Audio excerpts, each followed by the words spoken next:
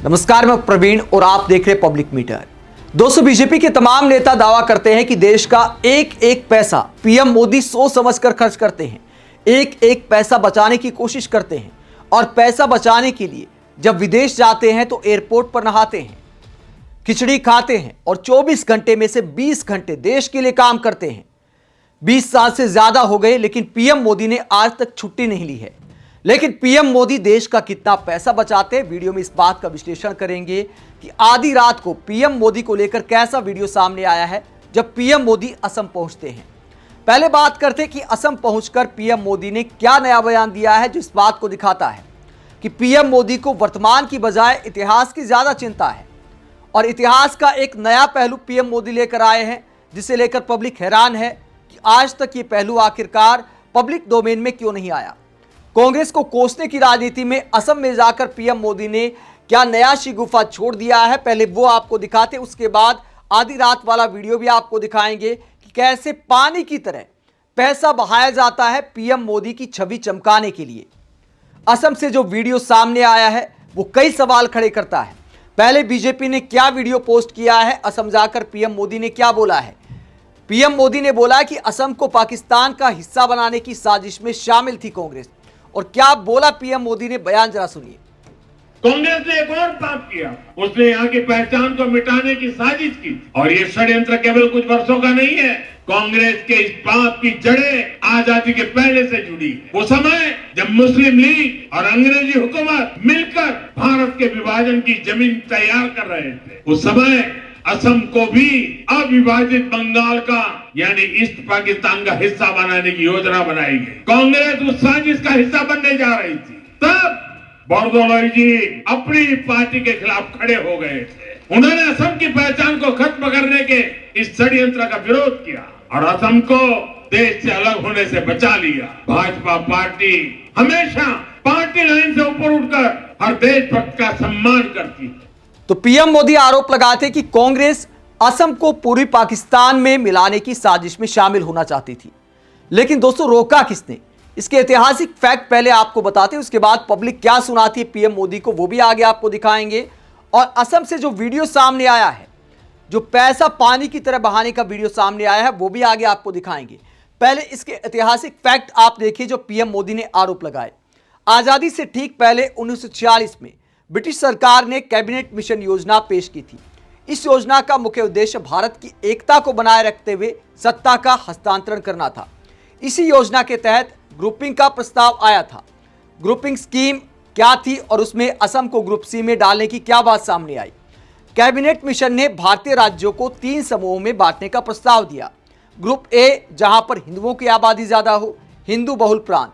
Group B, उत्तर पश्चिम के मुस्लिम बहुल प्रांत। ग्रुप सी, इसमें बंगाल और असम को रखा गया। समस्या क्या थी? चूंकि बंगाल में मुस्लिम लीग की सरकार थी और वो मुस्लिम बहुल प्रांत था, जबकि असम हिंदू बहुल था। असम के लोगों और वहां के नेताओं को डर था अगर वो बंगाल के साथ ग्रुप सी में शामिल हुए तो मुस्लिम लीग के बहुमत के कारण भविष्य में असम को जबरन पूर्वी पाकिस्तान में मिला लिया जाएगा। इसमें कांग्रेस का रुख क्या था जो पीएम मोदी ने आरोप लगाया? कांग्रेस के केंद्रीय नेतृत्व का क्या मानना था, जिसमें नेहरू और पटेल का नाम लिया जाता है? पंडित जवाहरलाल नेहरू और सरदार पटेल उस समय भारत की अखंडता को लेकर चिंतित थे। वो कैबिनेट मिशन योजना को स्वीकार करने के पक्ष में थे ताकि भारत का पूर्ण विभाजन टाला जा सके। पाकिस्तान का जो निर्माण था उसे टालने के लिए ये जो ग्रुप वाला सिस्टम था, इसके पक्ष में नेहरू और पटेल दिखाई दे रहे थे। ये इतिहास के फैक्ट कहते हैं। लेकिन जब चिंता इस बात को लेकर थी कि विभाजन ना हो तो ये मामला कहां आ जाता है कि पाकिस्तान को देना चाहते थे असम को। तो ये बात निराधार हो जाती है जो पीएम मोदी ने आरोप लगाया। आगे फैक्ट क्या कहते हैं?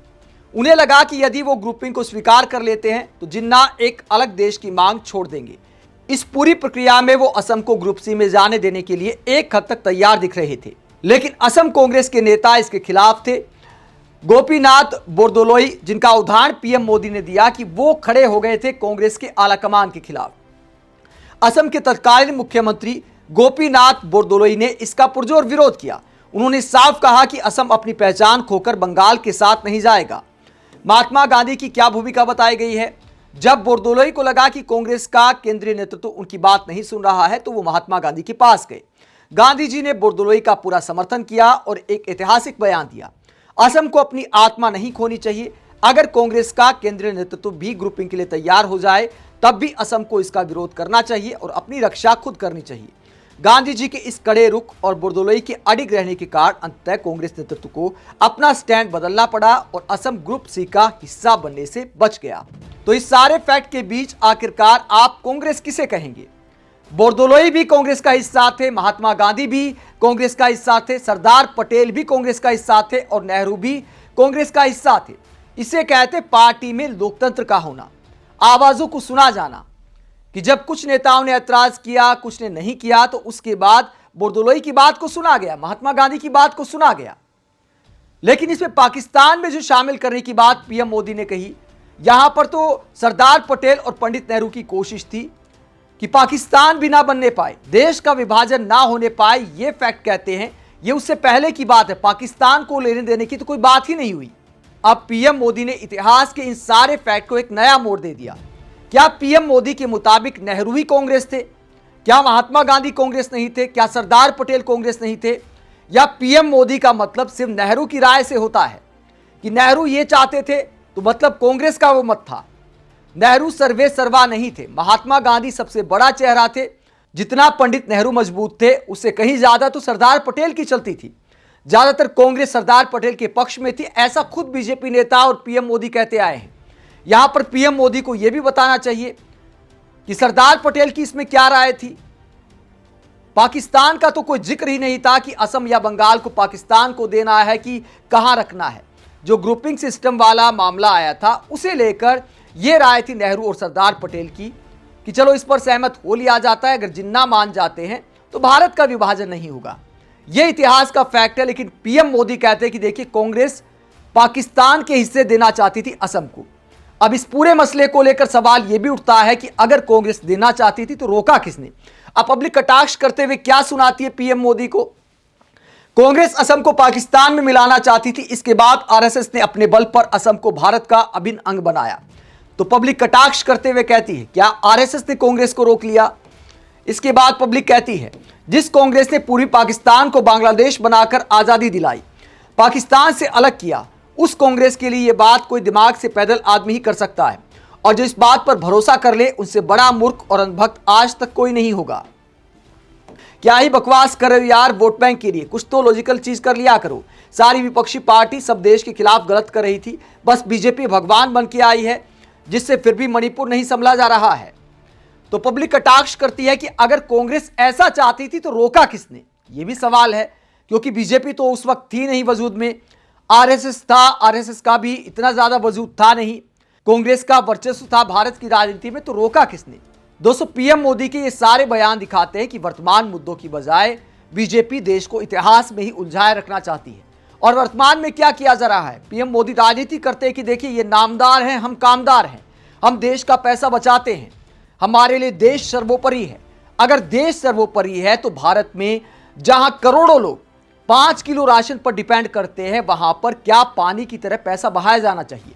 पीएम मोदी किसी राज्य में जाते हैं, एक दिन का जितना खर्चा होता है उतने में कितने स्कूल बन सकते हैं, कितने अस्पताल बन सकते हैं?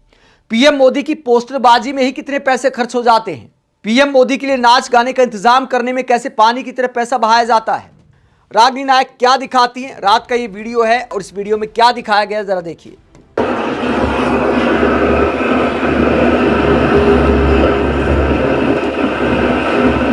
मोदी जी के आने पर जो इतने प्रचार प्रसार में करोड़ों रुपए खर्च हुए हैं, ये किसका पैसा है?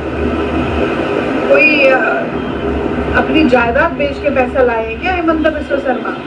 ये सब जनता का पैसा है, टैक्स पेयर का पैसा है। जनता की खून पसीने की गाड़ी कमाई को ये मोदी जी के बैनर और होर्डिंग और पोस्टर लगाने में जो लुटाया जा रहा है। मैं गुवाहाटी से एयरपोर्ट से लैंड करके अपने होटल तक जा रही हूँ, पूरी सड़क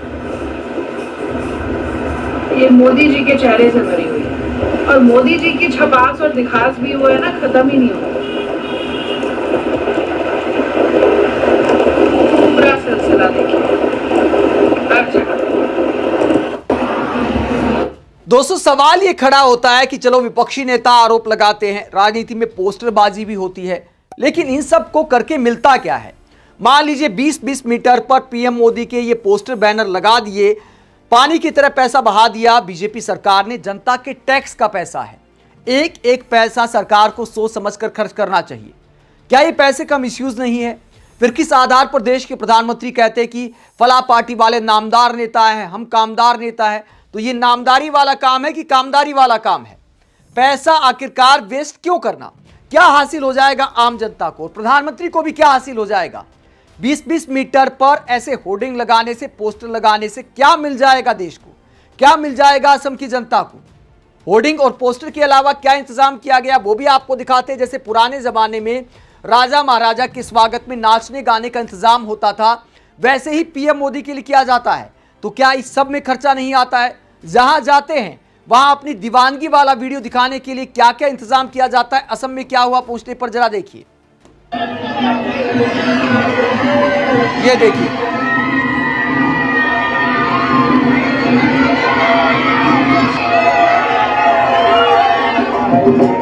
ये देखिए, लोक कलाकार भी बुलाए गए हैं पीएम मोदी का स्वागत करने के लिए। सड़क पर पीएम मोदी का काफिला जा रहा है और ऐसे पानी की तरह पैसा बहाया जाता है। बताइए, फिर कहते हैं कि यार वीवीआईपी का जमाना चला गया, हम तो प्रधान सेवक हैं। तो सेवक का क्या ऐसे स्वागत होता है और क्या जरूरत है ऐसे पैसा लुटाने की?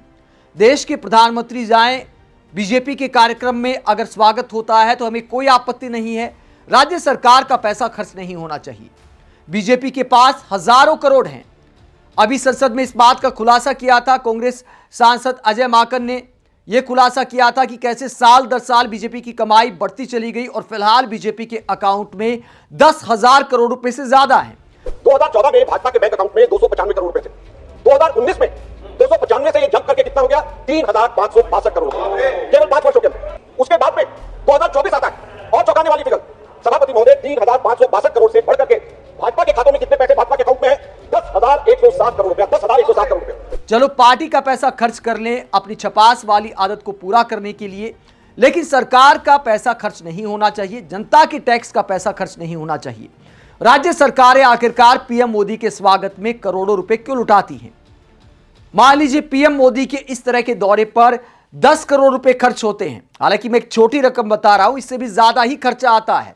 अखबारों में विज्ञापन आते हैं, बड़े बड़े पंडाल लगते हैं, होर्डिंग लगते हैं, बैनर लगते हैं, करोड़ों रुपया पानी की तरह बहाया जाता है। तो किसी योजना के उद्घाटन के लिए, शिलान्यास के लिए या जनसभा के लिए करोड़ों रुपए आखिरकार क्यों लुटाना है? हम उस देश में रहते हैं जहां पर कोर्ट को कहना पड़ता है। राजस्थान का मामला मैं आपको बताता हूं। राजस्थान हाई कोर्ट ने फटकार लगाई थी और यह कहा था कि 2047 में आप विकसित भारत बनाने की बात करते हैं, सरकारी स्कूलों को कैसे बेहतर बनाना है, कैसे बच्चों की सुरक्षा को सुनिश्चित करना है, आपके पास कल का प्लान नहीं है। 2047 छोड़िए, आपके पास कल का प्लान नहीं है। बहुत सारे स्कूलों से बच्चों को बाहर कर दिया गया क्योंकि उनकी बिल्डिंग कभी भी धराशायी हो सकती है, ये कोर्ट ने माना था। तो उस देश में देश के प्रधानमंत्री पर क्या ऐसे पानी की तरह पैसा बहाया जाना चाहिए?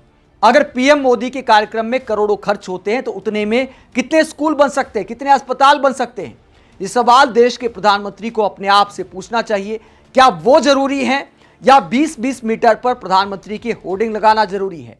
अखबारों में बड़े बड़े विज्ञापन जरूरी हैं या करोड़ों रुपए सैलरी पैकेज पर जो एंकर आजकल रखे जा रहे हैं वो देश के किस काम आ रहे हैं?